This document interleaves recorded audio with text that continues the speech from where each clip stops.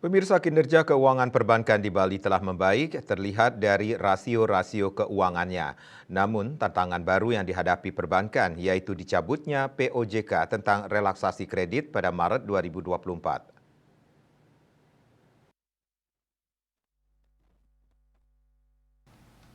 Kepala OJK Provinsi Bali, Kristrianti Pujirahayu mengatakan, dilihat dari rasio keuangan yaitu pertumbuhan kredit 6% lebih tinggi dari bulan sebelumnya dan DPK tumbuh 2 digit telah menunjukkan perbaikan dari periode sebelumnya. Sektor yang pertumbuhannya paling tinggi yaitu sekitar investasi ditambah dengan DPK yang tumbuh 2 digit menunjukkan masyarakat Bali sudah memiliki spare uang simpanan. Sementara itu, satu sisi perbankan harus bersiap-siap menghadapi relaksasi yang akan dicabut Maret 2024, sehingga harus ada titik optimum yang harus dilakukan perbaikan, terutama melakukan fungsi intermediasi dalam prinsip kehati-hatian, karena yang disalurkan dalam bentuk kredit merupakan dana masyarakat.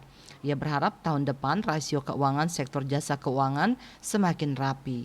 Citamaya, Bali Post melaporkan.